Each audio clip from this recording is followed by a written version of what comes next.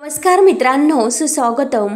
घरोघरी मातीच्या चुली या मालिकेच्या आजच्या भागामध्ये सौमित्रा ही खाली पडलेली असते. कारण सारंग आणि सौमित्र यांचे जे काही वाद आणि भांडण होतात तर त्यात त्यांची जबरदस्ती मारामारी झुपलेली असते. तेव्हा आता सुमित्रा सोडवायला जाते, परंतु सुमित्राला धक्का लागतो आणि ती टेबलवर जाऊन खाली पडते. तिच्या डोक्याला टेबल लागतो आणि एक जखम होते, जखमेतून रक्त येत असते. तेव्हा मात्र आता सर्वांना खूप मोठा धक्का बसतो आणि आता सुमित्राला चक्कर येऊन ती बेशुद्ध पडलेली असते. म्हणून सर्वजण घाईने सुमित्राला रूममध्ये घेऊन येतात. सारंग आणि सौमित्र हा एकीकडून सारंग एकीकडून सौमित्र बसलेले असतात. तेव्हा ते दोघे एकमेकांकडे पाहतात आणि आपली आई सुमित्रा यांच्याकडे सुद्धा पाहत असतात. तेव्हा मात्र आता सौमित्र आणि सारंग या दोघांना सुद्धा आपल्यामध्ये जे काही वाद झालेत, सौमित्र आणि सारंग यांचे जे काही कडाक्याचे भांडण झुपले होते, अगदी मारामारी, तेव्हा दोघांच्या सुद्धा डोळ्यासमोर तो प्रसंग त्यांना आठवतो आणि ते एकमेकांकडे बघून आपल्या आईकडे पाहत असतात. तेव्हा सौमित्राचा हात चोळत असतो आणि अवंतिका पाय दाबत असते आणि तेवढ्यात मात्र आईला जाग येते, म्हणजे ती शुद्धीवर येते. तर लगेच सर्वांना आनंद होतो. अवंतिकाला सुद्धा खूप आनंद होतो. सौमित्र हातामध्ये हात घेत म्हणतो की आई. तेव्हा ती अगोदर सौमित्र आणि अवंतिका या दोघांकडे पाहते. डोक्याला लागल्यामुळे सुमित्राला खूप त्रास होत असतो आणि तशीच ती उठून बसते. तेव्हा अवंतिका लगेच आईला पाणी प्यायला देते की आई पाणी घ्या. सुमित्रा थोडंसं पाणी पिते आणि तिला थोडंसं बरं वाटतं. आजी तर टवकारूनच पाहत असते आणि ऐश्वर्या सुद्धा. या घरात जे काही भांडण सुरू असतं त्याने सुमित्राला टेन्शन येते. ती म्हणते की खरंच तुमच्यातील भांडण अगदी उत्तम आहे. असं वाटतं की कुठेतरी संन्यास घ्यावा आणि कुठेतरी दूर निघून जावं. तेव्हा सारंगच्या डोळ्यात पाणी येते. सारंग म्हणतो की आई प्लीज असे बोलू नकोस. तेव्हा ऐश्वर्या लगेच म्हणते की सारंग, अहो आई म्हणतात ना आता ठीक आहे म्हणून. तेव्हा आजी म्हणते की काय ठीक आहे? तिच्या समोर तिचे दोन्ही मुलं एकमेकांशी कॉलर धरून मांडतात, हे ठीक आहे का? त्यामुळे तुम्ही दोघं सुद्धा तिची माफी मागा. तर सारंगच्या डोळ्यात पाणी येते. सारंग म्हणतो की हो.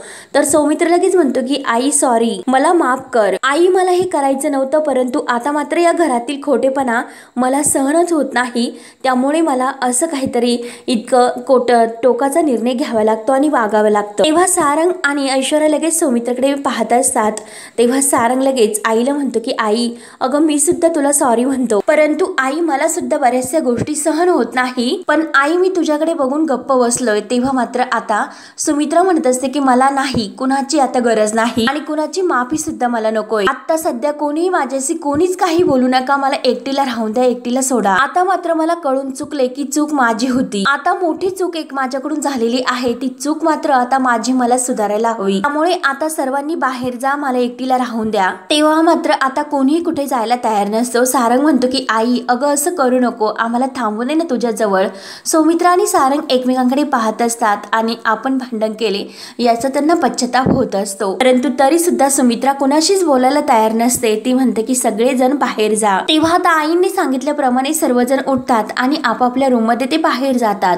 तेव्हा सुमित्रा डोक्याला हात लावते. तिला सर्व काही अगदी पस्तावा येत असतो आणि जखमेचा तर खूप त्रास होत असतो, कारण डोक्याला लागलेलं असतं. आणि तेव्हा जो समोर तिच्या फॅमिली फोटो असतो तर तो फोटो बघून तिला असं म्हणजे डोळे भरून येत असतं. तेव्हा मात्र आता जानकी आणि ऋषिकेशची खरी आठवण त्यांना तिला यायला सुरुवात होते. डोळे अगदी भरून येतात. त्या फोटो जवळ येते. अगदी प्रेमाने जानकी आणि ऋषिकेश या सगळ्यांच्या फोटोवरून ती हात फिरवते. अगं जानकी हे काय होऊन बसलं ग? अगं जानकी तुझ्याशिवाय मला या भरल्या घरात खूप एकटं वाटतंय. आज मात्र खऱ्या अर्थाने जानकीची आपल्या सुमित्राला आठवण झालेली असते. जानकीची काय अशी या घरासाठी आहे तिचं अस्तित्व आज या सुमित्राला समजलेलं असतं आणि खडकन आता तिचे डोळे उघडलेले असतात आणि मात्र तिच्या आठवणीने अगदी डोळे भरून येतात. अगदी ढसाढसा ती आपल्या जानकीसाठी रडायला सुरुवात करते. मला कळत नाही की जानकी मी अगं काय करू, म्हणून सुमित्राला आता खूप आता जानकीची आठवण यायला सुरुवात होते. त्यानंतर मात्र आता इकडे रात्री झालेली असते आणि जानकीला सुद्धा काही झोप येत नसते. ऋषिकेश झोपलेला असतो आणि ओवीला सुद्धा मध्येच मध्ये जाग येत असते आणि तिला सुद्धा काही व्यवस्थित झोप लागत नाही. तेव्हा जानकी ही डोकं जड पडल्यामुळे उठते आणि आपल्या डोक्याला हात लावून बसलेली असते. तेवढ्यात ओवीची चुळबुळ असते तर तिला पाहायला मिळते आणि लगेच ती ओवीजवळ येते. ओवीच्या डोक्यावर प्रेमाचा हात ठेवते आणि तिला थापडायला सुरुवात करते. परंतु आता मात्र जानकीच्या डोक्यामध्ये विचार चालू असतात. जानकी म्हणत असते की काय करू देवा, मला खरंच काही कळत नाही.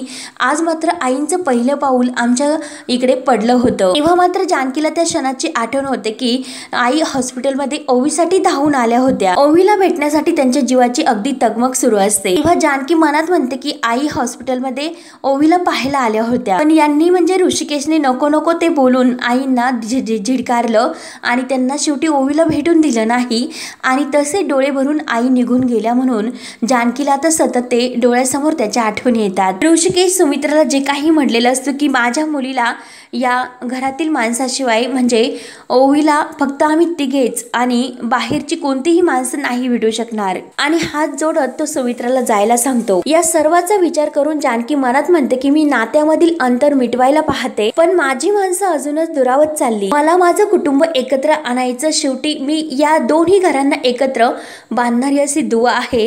हे सर्व काही करावे लागेल तर मलाच करावे लागेल.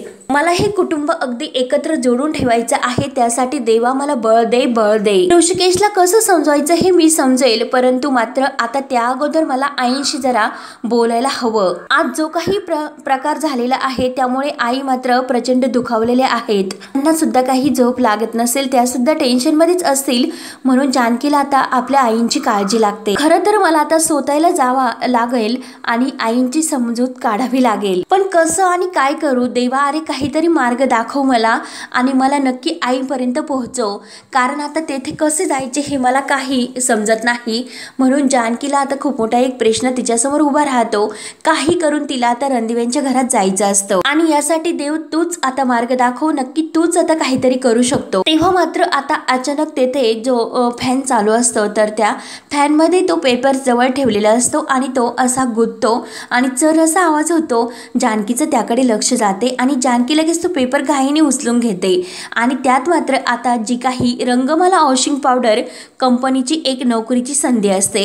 तर आता डोअर टू डोअर गर्ल जेल सेल्स असं जानकीने त्यात आता ऑफर वाचलेली असते आणि आता ह्या नोकरीसाठी ती नक्की आता ती संधी चालून आलेली असते.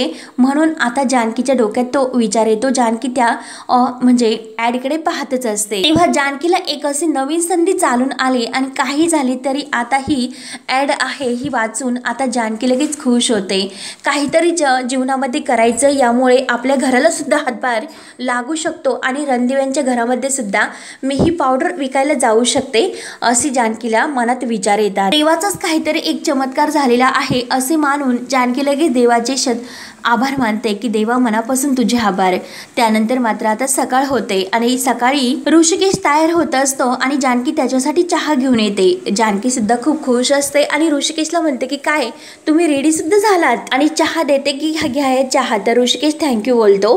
तेव्हा जानकी विचारते की इंटरव्ह्यू का? तेव्हा ऋषिकेश म्हणतो की यस, आणि आज मी मात्र स्वतःचा इंटरव्ह्यू घेणार आहे, कारण जानकी आजपासून मीच माझा बॉस असणार आहे. जानकीला मात्र हे काही कळत नाही. जानकी म्हणते की ऋषिकेश अहो नक्की तुम्हाला काय म्हणायचं? तेव्हा ऋषिकेश सांगतो की जानकी अगं आजपासून मी ठरवलेलं आहे की मी नोकरी नाही करणार, मी आता स्वतःचा बिझनेस करणार आहे. तर जानकी म्हणते की काय बिझनेस? अहो एकदम कसा? तर ऋषिकेश म्हणतो की अगं तू एकदम अशी वरून पाहते ना, त्यामुळे तुला तो एकदम असं वाटतो, पण अगं जानकी एकदम नाही, खूप विचार करून मी या निर्णयापर्यंत पोहोचलो. तेव्हा जानकीला मात्र काही लक्षात येत नाही. जानकी म्हणते की कसला निर्णय? अहो काय पण मला खरंच तुम्ही अजूनपर्यंत काही सांगितलेलं नाही, मग माझ्या कसं लक्षात येईल की नक्की, आणि तुम्ही तर माझ्याशी डिस्कस सुद्धा केलेले नाही, त्यामुळे मला कसे कळेल? तेव्हा ऋषिकेश जानकीला सॉरी बोलतो. तेव्हा जानकी म्हणते की नाही हो, सॉरी कशाला म्हणतात? अहो दरवेळेस तुम्ही माझ्याशी डिस्कस करतात, आपण त्यावर चर्चा करत असतो आणि जो काही निर्णय असेल तो शेवटी आपण दोघे एकत्र घेत असतो, म्हणून कदाचित मला असं वाटलं. तेव्हा ऋषिकेश लगेच उठतो आणि जानकीला म्हणतो की म्हणजे मी जो निर्णय घेतला तो चुकीचा आहे असं वाटतं का जानकी तुला? जानकी मी मी बिझनेस नाही करू शकत असं तुला म्हणायचं आहे का?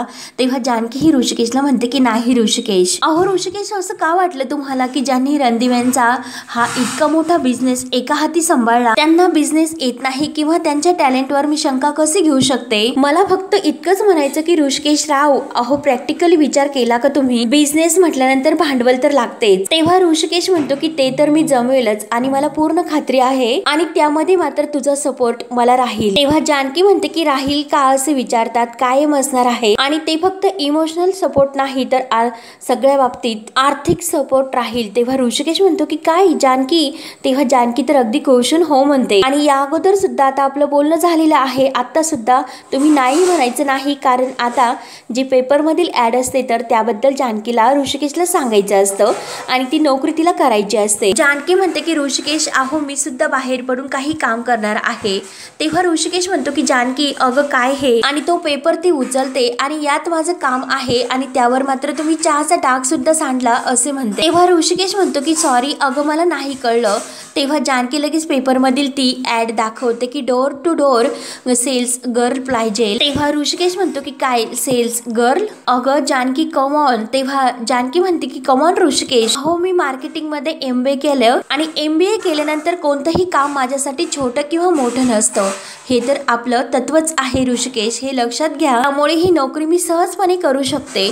तरी सुद्धा ऋषिकेश म्हणतो की अगं तरी पण. तेव्हा जानकी त्याला समजावते की अहो त्या गावात आपल्याला कोणी काम देणार आहे का? आणि जरी मिळाले तरी ते टिकेल तर याची काय शाश्वती असेल? कसं म्हणजे इथून दूर जाऊन स्वतःला सिद्ध करणं खूप सोपं आहे, पण इथेच राहून स्वतःला सिद्ध करून दाखवणे हे किती जरी कठीण असलं तरी काही झालं तरी मला ते सिद्ध करायचे म्हणजे करायचेच. आता जानकीने मनापासून ठरवलेलं असतं की तिला ही नोकरी करायची म्हणजे करायची आणि फक्त आता ती ऋषिकेशच्या होकाराची वाट पाहत असते आणि त्याबद्दल ती ऋषिकेशला खूप काही समजावते सुद्धा. जानकीला या गोष्टीचं खूप वाईट गिल्ट वाटत असतं, कारण दानंद मी ढकललं याचा आरोप माझ्यावर झालेला आहे आणि तो आरोप तिला आता दूर करायचा असतो. काही झालं तरी माझ्यावर लागलेला हा कलंक मला पुसून काढायचा, त्यासाठी शक्य होईल ते प्रयत्न करायला मी शेवटी तयार आहे. तेव्हा ऋषिकेश म्हणतो की जानकी अगं यासाठी तुला प्रत्येकाच्या घरोघरी जावे लागेल आणि त्यांचं तुला ते प्रॉडक्ट आहे ते विकून द्यावे लागेल. तेव्हा जानकी म्हणते की हो अहो मला सर्व माहिती आहे आणि आय नो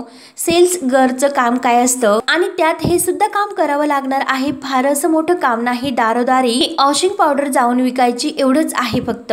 त्यावर लगेच ऋषिकेश म्हणतो की अगं एवढंच नाही, पण हे विकण्यासाठी तू दारोदारी लोकांच्या जाणार का? पण जानकी अगं मला हे सर्व नाही पटत. त्यावर जानकी म्हणते की नाही, आपल्या संसारासाठी आपल्या ओवीसाठी आपण दोघं मिळून जेव्हा कमवू ना तेव्हा या परिस्थितीतून केव्हा बाहेर पडू हे आपल्यालाच नाही कळणार. तेव्हा जानकी ही ऋषिकेशला खूप काही समजावते, परंतु तरी सुद्धा ऋषिकेशला काही जानकीने ही नोकरी करावी असं त्याला काही पटत नाही. तेव्हा ऋषिकेश म्हणतो की जानकी अगं तू काम केलं हे मला याबद्दल काही हरकत नाही, पण गेल्या वेळी सुद्धा तू अगदी त्या म्हणजे तू नोकरी शोधली आणि आपण दोघे बाहेर होतो आणि ओवीची काय परिस्थिती झाली होती ही आपल्या डोळ्यांनी अनुभवली. आठवतो ना जानकी तुला सर्व? मग नाही, त्यासाठी तू जरा ओवीचा विचार कर. तू माझ्या मागे जाऊ नकोस. अगं त्यासाठी तुला ओवी सोबत असणं खूप गरजेचं आहे. तेव्हा मात्र आता ऋषिकेशला ओवीचं खूप टेन्शन असतं, कारण आपण दोघेही घरात नसताना ओवीवर जी काही परिस्थिती ओढवलेली असते म्हणून तो जानकीला नाही म्हणत असतो. आणि तेवढ्यात मात्र आता सगुणा दाराशी येते आणि अगदी मोठ्या मनाने म्हणते की ओवीची सोय झालेली आहे, ओवीची काही काळजी करू नका, ओवी माझ्याकडे राहील. तेव्हा मात्र आता सगुणाला बघून जानकीला खूप आनंद होतो. जानकी म्हणते की सगुणा. ऋषिकेश म्हणतो की सगुणा. तर जानकी म्हणते की हो ये ना सगुणा आतमध्ये, म्हणून सगुणाला आतमध्ये बोलावतात. आत येते तर ऋषिकेश विचारतो की सगुणा आता कशी आहे तू?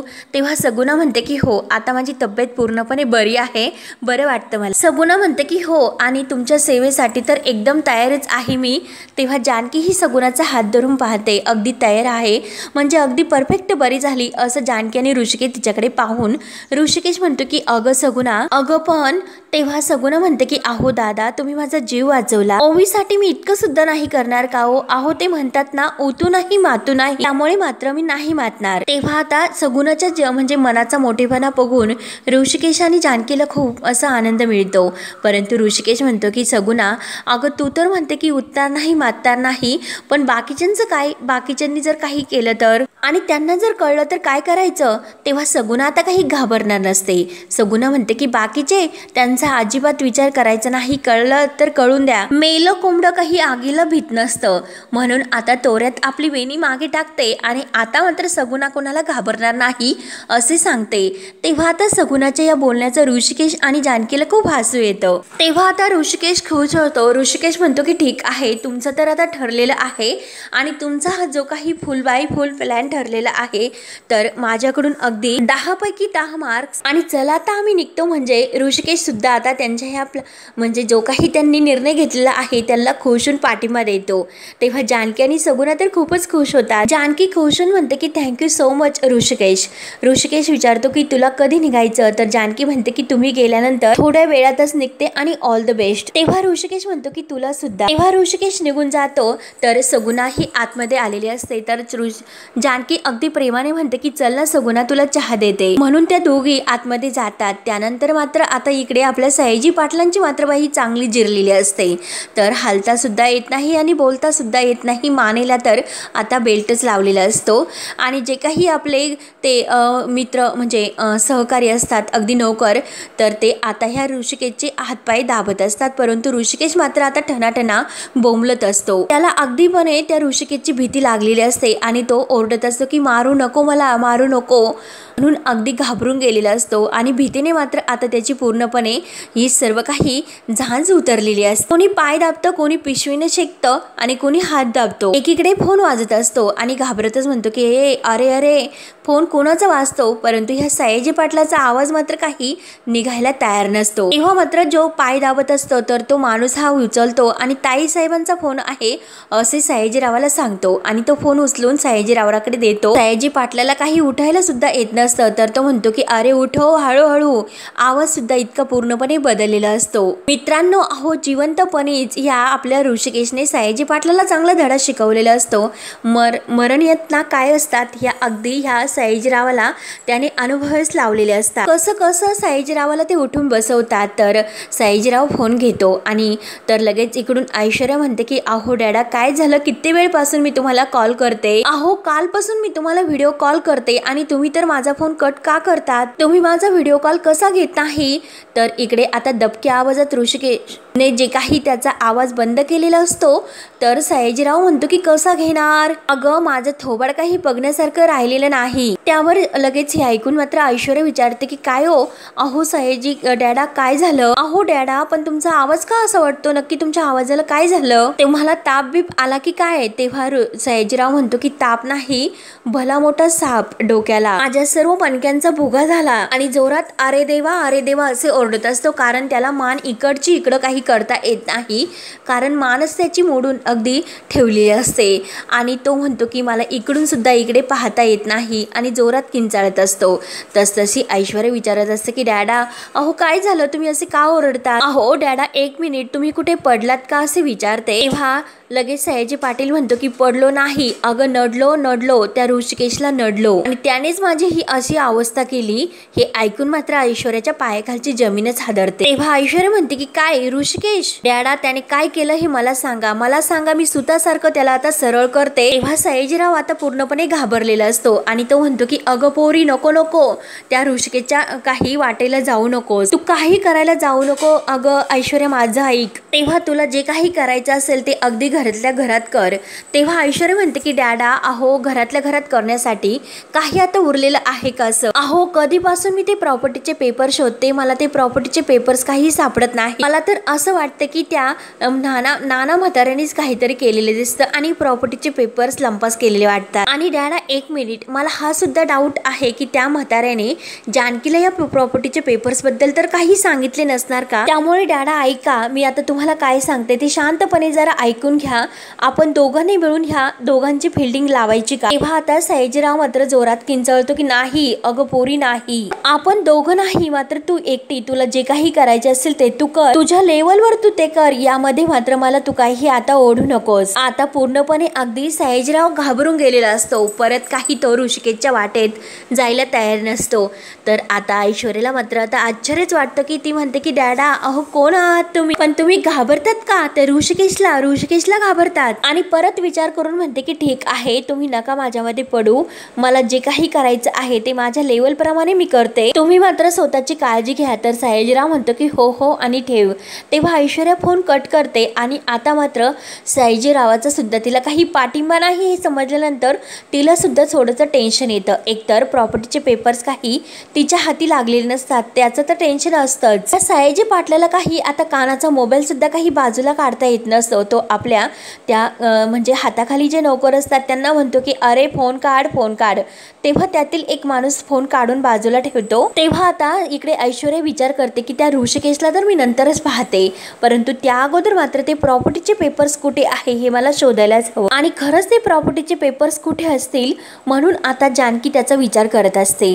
त्यानंतर मात्र आता इकडे जानकी ही त्या कंपनीत तिला जी काही ती रंगमाला वॉशिंग पावडर विकायची असते ती ॲड वाचून त्या कंपनीत येते आणि आता ती त्या तेथील ज्या काही बायका आलेल्या असतात तर सर्वजणी अशा 6-7 बायका असतात आणि एकत्र असतात. तेव्हा त्या कंपनीतील एक मॅनेजर असतो तर त्या आपल्या वॉशिंग पावडरबद्दल या सर्व महिलांना समजावून सांगत असतो आणि कसे बाहेर त्याची ही विकायची ती पावडर आणि त्याबद्दल कसं बोलायचं, आपल्या कंपनीची माहिती कशी पटवून लोकांना सांगायची आणि ही पावडर आपली विकायची याबद्दल माहिती देत असतो. हो तुम्ही ही पावडर वापरून बघा तर दात मात्र कळेल की आता जे काही डाग असतील अगदी फटाफट पळून जातील आणि आपल्या वॉशिंग रंगमाला पावडरची तुम्हाला कमाल दिसेल, चिवट डाग पळवेल आणि खरे रंग मात्र उजवळेल. तेव्हा आता त्या बायकांना हसू येत असतं. तर तो मॅनेजर म्हणतात की अहो तुम्ही हसतात कशाला, आत्ता जे काही मी तुम्हाला बोलून दाखवले अगदी घरोघरी जाऊन तुम्हाला तसे बोलायचे,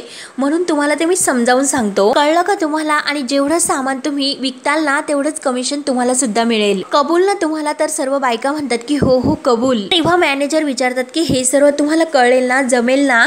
तेव्हा त्या सर्व बायका म्हणतात की हो हो जमेल ना. तेव्हा मात्र आता जो मॅनेजर आहे ते मी जे काही बोललो ते आता एकदा बोलून दाखवा असे म्हणतो. तेव्हा सर्व बायका एका आवाजात म्हणायला सुरुवात करतात की रंगमाला वॉशिंग पावडर चिवट डाग पळवेल आणि खरे रंग दाखवेल. तेव्हा उजेड असं करत असतात, परंतु मॅनेजर मात्र आता डोक्याला हात लावतो आणि उजेड असं नाही उजळवेल असं म्हणायचं आहे, उजळवेल असं म्हणायचं, कळलं ना तुम्हाला? तेव्हा सर्व बायकांना काही म्हणता येत नाही. तेव्हा तो मॅनेजर म्हणतो की तुमच्यापेक्षा आता सर्व गावातील मेंढरं बरी, त्या मेंढरं तरी तालासुरात अगदी जसे ते मेमे ओरडत असतात तर तो मॅनेजर करून दाखवतो.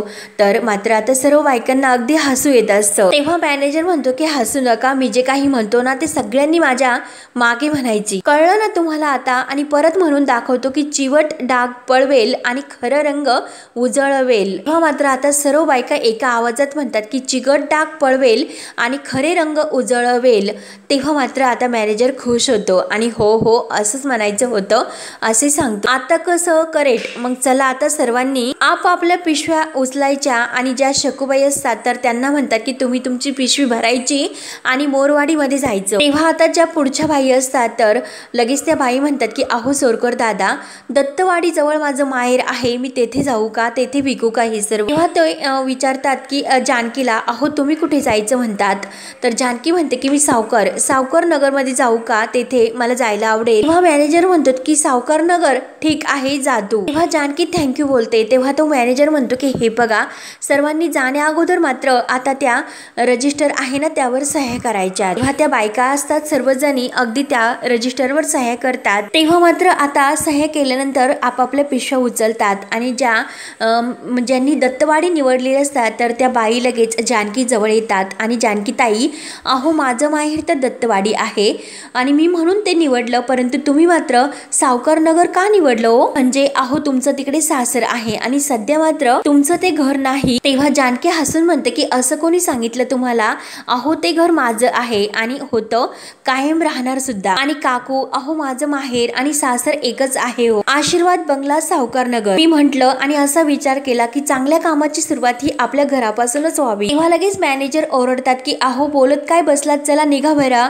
जानकी म्हणते की हो हो दादा। त्यानंतर मात्र आता जानकी ती पावडर घेऊन निघते तर इकडे सुमित्रा देवाजवळ येते, देवघरात येऊन रडत असते आणि देवघरासाठी जी फुलं लागतात देवासाठी तर काही लोकांच्या बागेतून चोरतात, परंतु मी मात्र माझ्या बागेतीलच झाडं आणि फुलांची ही फुलं तोडून टाकली। इतका करंटेपणा कसा केला असेल मी, म्हणून सुमित्रा खूप देवासमोर रडत असते। अरे देवा, माझ्या बागेचा आता सर्व बहरच निघून गेला रे। माझी बाग अशी शोषकाडी अशी ओसाड झाली, ओसाड। या सगळ्याला मी जबाबदार आहे की कौतुकाने घातलेले पैंजण, जिची छोटी पावलं घरभर नाचली पाहिजे त्या ओवीला घराबाहेर काढताना मी कसं देवा थांबवलं नाही रे देवा। अरे त्यावेळेस मला काय झालं होतं? अरे खरंच देवा माझं चुकलं, म्हणून आता सुमित्राला खरा पस्तावा यायला सुरुवात होती। अगदी पश्चाताप करण्याची वेळ तिच्यावर येते आणि सुमित्रा विचार करते की कोणत्या तोंडाने मी एक आजी म्हणून तिला भेटायला गेले, केवढासा तो जीव कसं सहन केलं असेल ओवीनं, आणि ती बेशुद्ध सुद्धा पडली असे ऋषिकेश सांगत होतो। आणि तसतसे आता ओवीची काळजीमुळं सुमित्राला खूप रडायला येत असतं। देवासमोर ती हात जोडते की खरंच माझी खूप मोठी चूक झाली, मला माफ कर, पण देवा माझ्या ओवीला लवकरात लवकर तू बरं कर। म्हणून ओवीसाठी देवाकडे ती प्रार्थना करते आणि खरं म्हणजे मला जानकीला एकदा भेटायचं, अगदी शांतपणाने मला तिच्याशी बोलायचं। मग देवा आमची दोघींची भेट होईल का? आणि देवाचा काही चमत्कार होतो की जानकी खुद्द आज रणदिव्यांच्या घरामध्ये ती पावडर विकण्यासाठी आपली बॅग घेऊन येते। तेव्हा आता जानकी ही आपल्या दारात आल्यानंतर घराची बेल वाजवते आणि सुमित्राच्या कानावरती बेल पडते। तेव्हा सुमित्रा लगेच डोळ्यातील पाणी पुसते आणि घाईने दरवाजा उघडते तर समोर पाहते काय जानकी। तेव्हा आता देवाचा काही चमत्कार झाला की काय, तर मग आपल्या मनातील देवाने ऐकलं आणि जानकीची मात्र आपल्या दाराशीच अगदी भेटतेने घडवली, म्हणून सुमित्राला आनंद होतो। तेव्हा सुमित्रा म्हणते की जानकी तू आणि एकटीच आलीस का? तेव्हा जानकी अगदी मोठेपणाने म्हणते की तुम्हाला बघायला आले आणि आई, अहो कशा आहात तुम्ही इतक्या मायेने आणि प्रेमाने ओवीला भेटायला आलात। आणि ऋषिकेश आणि परत जानकीला वाईट वाटतं तरी सुद्धा ती सुमित्राला म्हणते की आई, कोणी काही पण म्हणून दे, नात्यांची नावं जरी बदलली, हाक मारण्याची पद्धत जरी बदलली तरी ते आतून वाटतं ना ते कधीच बदलणार नाही, ते कायम मात्र तसेच राहणार। तुम्ही कायम माझ्या आणि ऋषिकेशच्या आई होतात आणि त्या कायम राहणार सुद्धा आहे। तर जानकीचं हे मोठेपणाचं बोलणं ऐकून सुमित्राच्या डोळ्यात आनंद अश्रू येतात आणि स्वतःच्या चुकीची तिला आता खूप अशी जाणीव होते। तेव्हा हा भाग येथे संपतो आणि पुढील भागामध्ये जानकी ती पावडर घेऊन जेव्हा आलेली असते तेव्हा मात्र आता ती ऐश्वर्या आणि आजी तर बाहेर येतात। आजी आणि ऐश्वर्याला बघून जानकी म्हणते की ती पावडरचा पुडा दाखवते, मी आमच्या कंपनीची ही वॉशिंग पावडर विकायला आलेली आहे, त्याची सुरुवात मला आपल्या घरापासून करावीशी अशी वाटली। चांगल्या कामाची सुरुवात आपल्या घरापासून व्हायला नको का? आशीर्वाद बंगल्यापासून। तर ऐश्वर्या म्हणते की त्याचा डेमो तर तुला आता द्यावाच लागेल। कपडे घेऊन ऐश्वर्या बाहेर येते आणि म्हणते की हे कपड्यावर जे काही डाग लागलेले आहेत ना, तुझ्या पावडरने ती काढून टाक। आणि त्यावर मात्र आणखीन ती जी काही हळद पावडरचे डाग असते, हळद पावडर पूर्ण टाकून देते। परंतु जानकी ही आपल्या कमरेला पदर खोचते, ती पावडर पाण्यात टाकते आणि ती कपड्याला जे काही अगदी ऐश्वर्याने लावलेले डाग आहे ते अगदी स्वच्छ धुवून काढते। सुमित्रा आणि आजी मात्र तेथेच असतात, त्या सुद्धा हे सर्व पाहत असतात आणि जोरात ती ऐश्वर्याच्या तोंडावर ते कपडे झटकते आणि म्हणते की ह्या कपड्यावर जे डाग लागलेले आहेत ना ते तर मी घालवले, लवकरच मनावर आणि घरावर लागलेले डाग आहेत ते सुद्धा मी आता दूर करेल। तेव्हा आता ऐश्वर्याची तर अगदी जळफळाट होतो, तिचा चेहरा पाण्यासारखा होतो। परंतु आता सुमित्रा सुद्धा आता जानकीला मिळालेली असते। तेव्हा आता पुढे काय काय होत राहणार हे पाहण्यासाठी आपल्या चॅनलला नक्की सबस्क्राईब करत राहा। धन्यवाद।